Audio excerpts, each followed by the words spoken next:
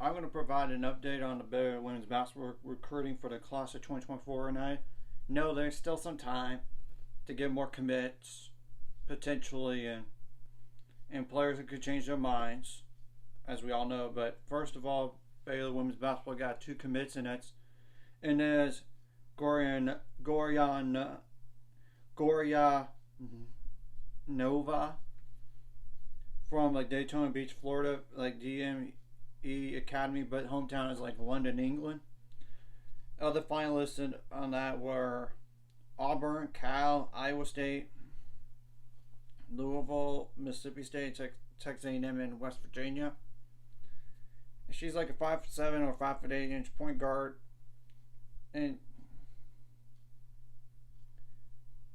she was like number 71 player in the country nationally as well. And they also got committed in Kayla Nelms, and she's from like Miami Country Day School in Florida. And she's like the number 48 player in the country as a 6'1" forward that could score on all three levels. So yeah, and originally she's like from Miami, Florida. Makes a lot of sense. So what are some players that really keep an eye on here? First of all, Baylor just had Jelani Cambridge, a 5'7" point guard, visited Baylor over the weekend. She's like number 3 overall in the country and number one point guard in the nation.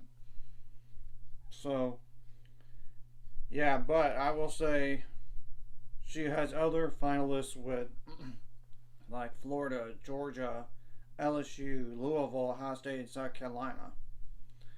And they also have targeted Mira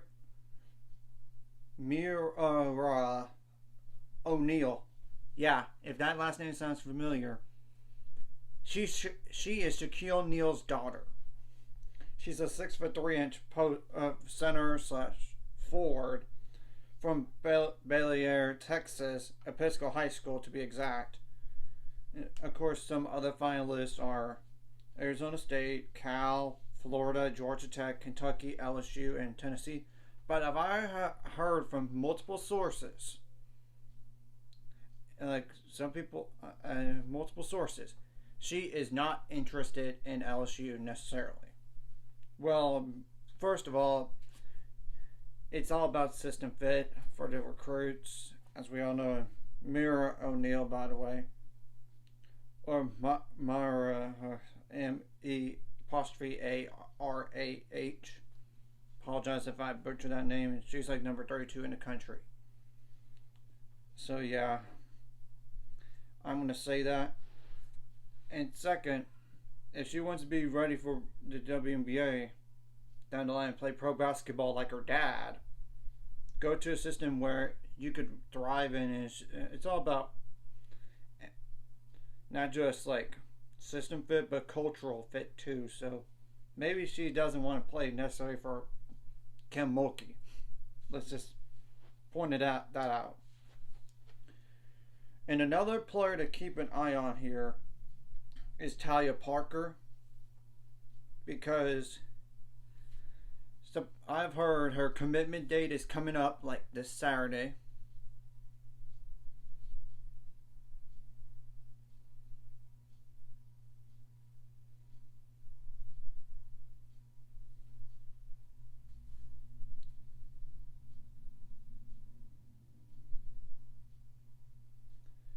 And she's a 6'1" guard. That's number 61 in the country. Her top 5 schools are like Baylor, Duke, Mississippi State, Oklahoma State, and Texas A&M. So that's just a FYI. Just keep your eye out for that down the line. And of course, another 2 targets here are like Britt Prince, a 5'11" guard from Elkhorn North High School in Omaha, Nebraska. And by the way, Talia Parker is attending South Grand Prairie High School in Texas, but she's originally from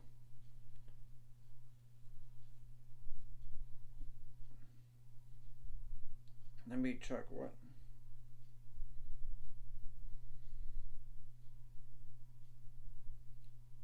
Grand Prairie, Texas, according to ESPN. But I'm going to just double check on this.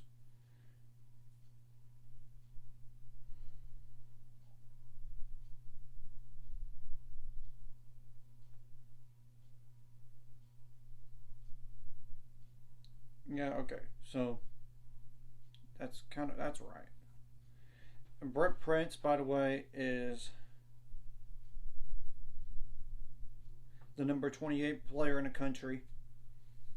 But her other finalists were up to this point Baylor, of course, Creighton, Indiana, Iowa State, Louisville, Nebraska, North Carolina, Oklahoma, Oregon, and USC, as in University of Southern California.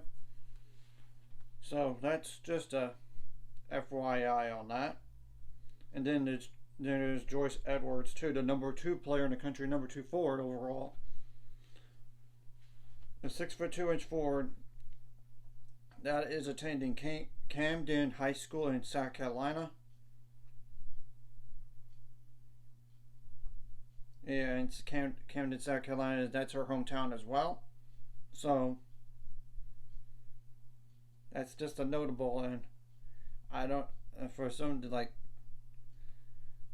these players, like 2 of them, like Carolyn Nims, for example, and Joyce Edwards. It doesn't list like what other schools are considering, but I'm going to tell you right now that it's not like Nikki Collin is not looking for size necessarily. It's not that. It's more like, does she spread the floor and like a good rim runner and defense, and like that way you don't have somebody clog the lane.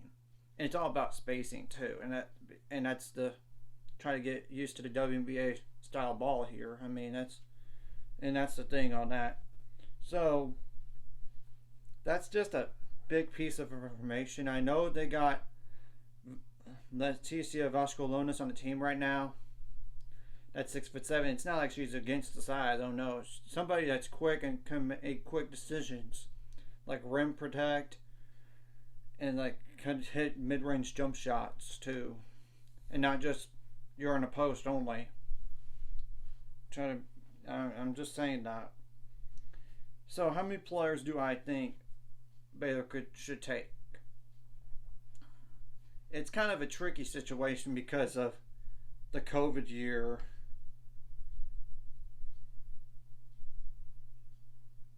I mean, stuff. I mean, first of all, there's Sarah Andrews that could technically come back for 1 more year. And supposedly, because Asia Blackwood played less than 100 minutes last year, she might get another year of eligibility. But I am not positive on that necessarily. Obviously, the only for sure player that's going to be gone is Dre Edwards. Of course, there's also Jenna Van Ginbeek, Kyron Ferreira. Maybe they use their COVID year at Baylor or they go somewhere else. I don't know. I'm just saying, of course, I think that ultimately the plan for Asia is trying to go to the NBA after this year, potentially. That's what Nikki Collins said, unless proven otherwise. So it's just one of those deals. I mean, they have like 1 grad senior for sure, and of course that's not mentioning Madison Bartley, too, at 6'3" forward for the team this year. She might use her COVID year too. So yeah, and that's kind of complicated. And I know Asia Blackwell is more like a redshirt potential. Like last year was her redshirt year, so she could play again. Another year at Baylor, I don't know. So that's kind of one of those tricky situations you got to manage, and they kind of have to guesstimate, or just one of those things right now. I don't know, but I have to think they're going to get at least 3 commits in the class.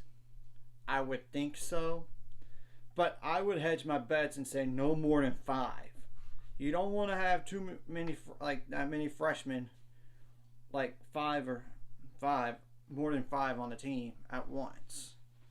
obviously, and we all know the scholarship limit for women's basketball is 15. 15. So yeah, and the trick is if we do get Shaq's daughter, what this might change. It's not going to necessarily force Madison Barley to leave because she could come back, like I said, and maybe she wants to come back anyway and finish her degree at Baylor. I'm not going to spread that she is definitely going to come back or definitely not. We have to wait and see in the off season about that. I'm just same with all these players that could technically come back, or they could transfer out. Let's not forget about the transferring out too, because you never know with the transfer portal these days, and all that, and of course NIL could play a little role, a little bit, in playing time. I'm just telling the truth, and I would not expect Leticia Vascolonis to leave after 1 year at Baylor. I don't expect her to. It's too soon. So I'm just saying. I really do think they're probably going to get like maybe one more guard or two. Then probably get like some like either they're not going to get more. I think they're probably going to just get one more guard. Probably one more. I don't know. But it all depends on how many players do they anticipate being gone after this year. Because let's be clear, Sarah Andrews could technically go to the WNBA draft. I mean, I'm just telling the truth.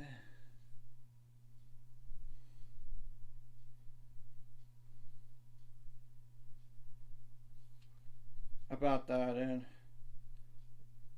of course there's a mock draft, but I'm gonna look at that right now just to see if there is a way. I mean, if there's any Baylor players on that list. I really do think if Asia Blackwell has a great year, she could be drafted. Of course, Dre Edwards is done no matter what. So that's one given that's going to be definitely gone. And I will preview this team later for outlook for this year. I'm just saying how many players could technically come back.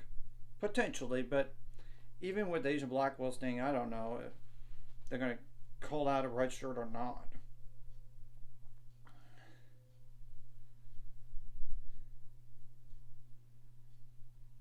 And on this,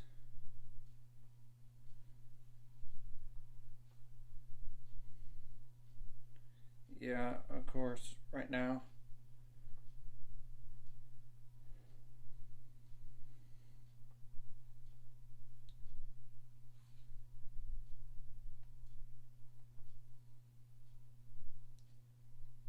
Yeah, none of them would be like first round picks, by the way, right now. So, but it's way too early to discuss the WNBA draft. But you get the whole point. This is according to ESPN, and that was as of yesterday, in fact. So, it's one of those situations where we don't know.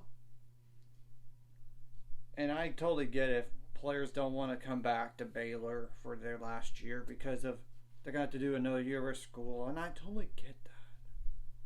So it's one of those good problems to have, either between good recruits or having some contributors come back, like an Asian Blackwell potentially, or Sarah Andrews, Madison Bartley.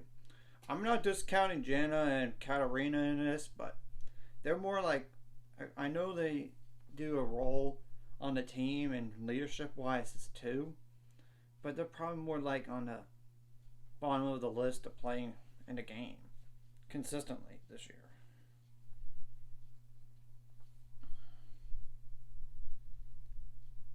Yeah, that's the whole deal, and it looks like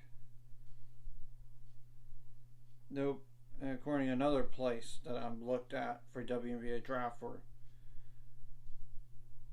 it's only there's not even a second.